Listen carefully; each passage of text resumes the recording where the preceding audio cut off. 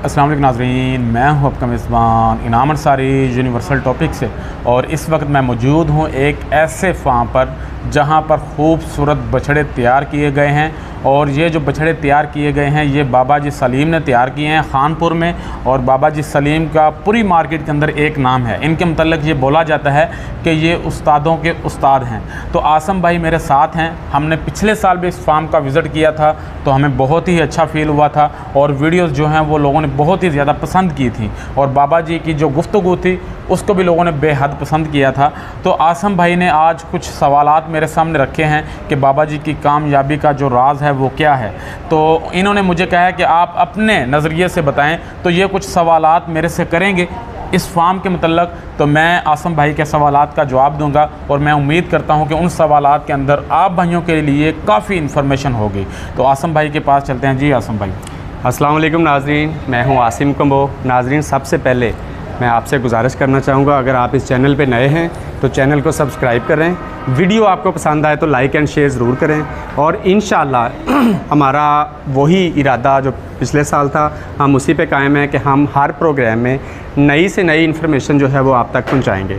तो आज हम लोग खानपुर नहर शेखुपुरा एक फ़ार्म पे मौजूद हैं, बाबा सलीम के फ़ार्म पे। बाबा सलीम जो हैं वो ब्रांड हैं कैटल फार्मिंग में।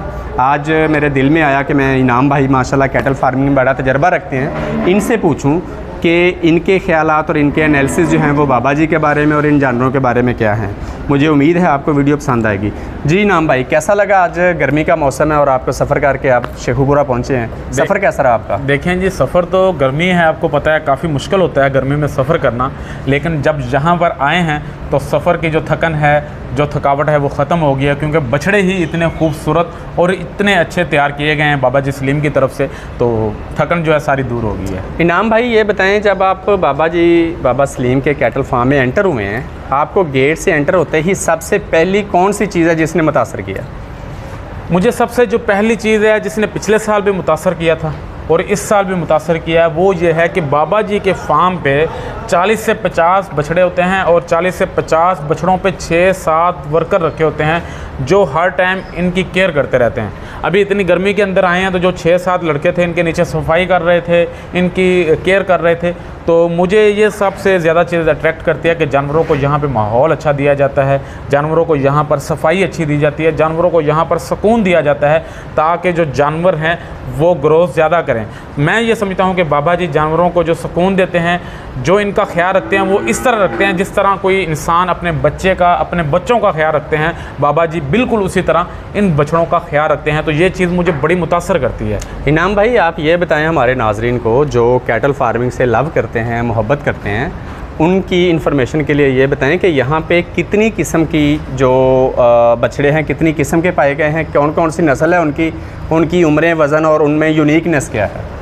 यहाँ पर जो बछड़े पाए जाते हैं वो साहिवाल, प्योर साहिवाल भी हैं, प्योर चोलस्तानी भी हैं। उसके अलावा जो विलायती के अंदर क्रॉस बछड़े आते हैं, चोलस्तानी के अंदर क्रॉस आते हैं, वो भी हैं।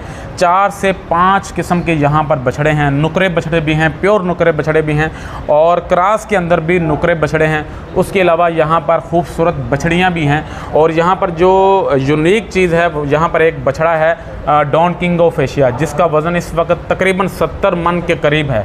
वो उस बछड़े का जो रेट है, बाबा जी का कहना है कि पिछले साल इनको 80 लाख रुपया लगाया लेकिन इन्होंने नहीं दिया। और बाबा जी का ये भी कहना है कि इस बछड़े को अभी ये अगले साल मज़ीद लेके जाएंगे। तो मैं ये सुन के हैरान भी हुआ हूँ और थोड़ा सा शौक भी हुआ हूँ कि इतना महंगा बछड़ा बाबा जी अभी भी उसको रोक रहे हैं। ये छोटे जिगरे की बात नहीं है, ये बड़े कलेजे की बात है। बाबा जी का जो कलेजा है वो मुझे लगता है बहुत ही बड़ा है और बड़ा ही स्ट्रॉन्ग है, क्योंकि इतना बड़ा बछड़ा, इतना महंगा बछड़ा, अल्लाह ना करे उसको कुछ हो जाए तो आपका 1 करोड़ का नुकसान है, वो बंदा कैसे बर्दाश्त करेगा। लेकिन बाबा जी का कहना ये है कि इनको कीमत का मसला नहीं है, इनके शौक़ का मसला है। ये शौक़ के लिए भी इसको 1 साल और रोकेंगे। अच्छा, मुझे बताएं प्यारे भाई, फार्म के अंदर आपको सफाई सुथराई का जो निज़ाम है, आप समझते हैं कि कैटल फार्मिंग के अंदर इसका बहुत अहम रोल होता है?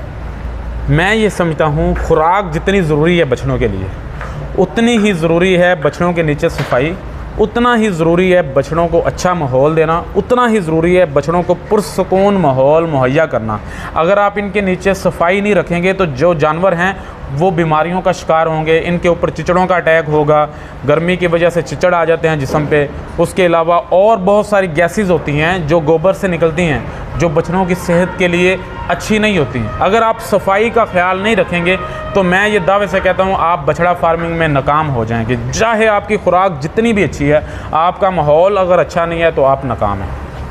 आप मुझे ये बताएं बाबा जी कितने अरसे से इस फील्ड के साथ वाबस्ता हैं, कितने को साल हो गए हैं, कुछ अंदाज़ा है? बाबा जी से मैंने पूछा था तो बाबा जी का कहना था कि पूरी ज़िंदगी ही इसी काम के अंदर लगा दी है और पूरी ज़िंदगी ही यही काम करना है और काम करना ही नहीं है। और बाबा जी की जो उम्र है 60-65 साल हो चुकी है, तो आप ये कह सकते हैं कि बाबा जी का 50 साल तजर्बा है। और मार्केट के अंदर मैंने कहीं पे भी जाके बाबा जी का नाम लिया है तो हर बंदे ने यही कहा कि वो बंदा भाई उस्तादों का उस्ताद है। अच्छा, पिछले साल हमें यहाँ पे एक बछड़ा दिखाई दिया, डॉन किंग ऑफ एशिया। हाँ, क्या बाबा जी ने अभी तक उस बछड़े को रोका हुआ है? जी, वही उसी बछड़े की मैंने बात की है कि उसका 70 मन वज़न हो चुका है, पिछले साल 80 लाख लगा है। लेकिन बाबा जी का कहना है कि मैंने अभी नहीं सेल करना, अभी इसको 2023 की कुर्बानी पे जाके फ़ैसला करूँगा, तब भी सेल करना है या मज़ीद रोकना है। मतलब 1 साल अभी और रोकेंगे? और रोकेंगे 2023 तक। 2023 तक। तो मुझे बताएं इनाम भाई कि बाबा जी जो इन बछड़ों को खुराक खिलाते हैं उसके बारे में कुछ आप हमारे नाज़रीन को बता सकेंगे? बाबा जी क्या खिलाते हैं इनको? बाबा जी की जो खुराक है उसकी मुकम्मल वीडियो इस वीडियो के बाद शूट की जाएगी, बाबा जी का इंटरव्यू किया जाएगा। बाबा जी का जो जोश है, जो जज्बा है, जो जुनून है, वो बाबा जी की ज़ुबानी सुनाया जाएगा। मैं समझता हूँ कि बाबा जी जो कामयाब फार्मिंग कर रहे हैं उसका सबसे अहम, सबसे जो बड़ा राज है वो ये है कि उनका जुनून, उनका जज्बा, उनका जोश। अभी हम आए हैं, बाबा जी गर्मी के अंदर बछड़ों के ऊपर बैठे हुए थे, पिछली दफ़ा भी आए थे, बाबा जी गर्मी के ऊपर, गर्मी में बछड़ों के ऊपर थे, वर्कर से काम करवा रहे थे। यानी कि बाबा जी का जोश और जज्बा, काम करने की लगन ही बाबा जी की कामयाबी का राज है। और बाबा जी दिन रात मेहनत करते हैं और इन बछड़ों के ऊपर ही रहते हैं। और बाबा जी बता रहे थे कि मैं इन बछड़ों पे ऊपर इतना टाइम दे रहा था कि मैं बीमार हो गया था। मेरे भाई जो हैं वो मेरे साथ नाराज़ हुए कि इतना टाइम आप क्यों दे रहे हैं। उन्होंने मेरे पे पाबंदी लगा दी। उसके बावजूद मैंने, अभी मेरी सेहत थोड़ी सी बेहतर हुई है तो मैं 24 घंटे ही यहाँ पे होता हूँ, दिन हो या रात हो, मैं इन बछड़ों के ऊपर हूँ और इन बछड़ों को अपने बच्चों की तरह पालता हूँ। और वाकया ही आपको भी पता है कि बाबा जी धूप में खड़े होकर काम करवा रहे होते हैं, खुद भी कर रहे होते हैं। तो बाबा जी की जो लगन है वही बाबा जी की कामयाबी का राज है। बाबा जी ने मुझे बताया था पिछले साल कि माशाल्लाह उनके बहुत ज़्यादा शागिर्द हैं पाकिस्तान के अंदर। हर कैटल फार्म वाला बाबा जी को एक अथॉरिटी, एक यूनिवर्सिटी समझता है। आप बताएं ज़रा। देखें जी, मैंने क्या बताना है, नाजरीन खुद देख लें। वीडियो के अंदर जो जानवर तैयार नज़र आ रहे हैं, जो जानवरों की सिलेक्शन नज़र आ रही है, जो जानवरों की कलेक्शन नज़र आ रही है, जो खूबसूरती नज़र आ रही है, वो आप खुद देख सकते हैं कि बाबा जी उस्तादों के उस्ताद हैं। और पिछले साल जो बाबा जी ने आपको बताया था, मुझे भी बताया था, तकरीबन 200 से ज़्यादा के उनके शागिर्द हैं। तो मैंने फिर सवाल किया, बाबा जी जो बंदा आपकी शागिर्दी में आता है उससे आप कितना मुआवजा लेते हैं? वो कहते हैं कि उनसे मैं मुआवजा ज़रूर लेता हूँ और मुआवजा सिर्फ़ और सिर्फ दुआ का लेता हूँ कि मेरे लिए दुआ कर दें, बाकी कोई फ़ीस नहीं है, कोई मुआवजा नहीं है। कोई भाई भी किसी भी बछड़ा फार्मिंग के हवाले से किसी भी तरह की इन्फॉर्मेशन लेना चाहे वो उसको फ्री दी जाएगी, सिर्फ उससे दुआ की रिक्वेस्ट की जाएगी। मुझे ये बताएं नाम भाई, क्या बाबा जी बड़े सिलेक्टेड किस्म के जानवर रखते हैं या हर किस्म का, हर तरह का छोटा बड़ा जानवर रखते हैं? ये बताएं। नहीं, जो इस तरह का फार्मर होता है, उस्तादों का उस्ताद होता है, वो हर तरह का बछड़ा तो नहीं लेता। उसकी एक अपनी यूनिक सिलेक्शन होती है, एक अपनी सिलेक्शन होती है, उसके मुताबिक वो बछड़े ख़रीदता है। और एक एक बछड़े को वो एक बछड़े के लिए हज़ार किलोमीटर का सफ़र करता है, क्योंकि जो बछड़ा उसको पसंद आता है वो बेशक उसको बरूने मुल्क भी पसंद आ जाए, वो वहाँ से जाके कलेक्ट करते हैं। ये फार्मर्स का शौक़ है। जो लोग इस फील्ड से वाबस्ता हैं उनको पता है कि जो फार्मर महंगे खूबसूरत बछड़ों का काम कर रहे हैं वो एक एक बछड़ा सिलेक्ट करते हैं। ये नहीं कि 10-10 बछड़े इकट्ठे ले लिए, नहीं, एक एक बछड़ा वो सिलेक्ट करते हैं और जो बछड़ा पसंद आ जाता है फिर उसकी मुँह मांगी कीमत देते हैं। और इस वक्त बाबा जी के फार्म पर 10 लाख से लेकर 1 करोड़ तक के बछड़े खड़े हुए हैं, जो कि वीडियोस में नज़र आ रहे हैं। डॉन किंग ऑफ एशिया का पिछले साल 80 लाख लगा है, इसका मतलब है इस वक्त तो वो 1 करोड़ से ऊपर है। जी नाज़रीन, मुझे उम्मीद है कि हस्बे रिवायत आपको ये वीडियो पसंद आई होगी। मैं वही बात करूँगा कि अगर आप जानवरों से लव करते हैं, प्यार करते हैं, तो आप बाबा जी के फार्म की सारी वीडियो हमारे चैनल पे देखते रहिए, हमारे साथ जुड़े रहिए। बहुत सारी इन्फॉर्मेशन और मुफीद इन्फॉर्मेशन आप तक पहुँचती रहेगी। आप चैनल पे नए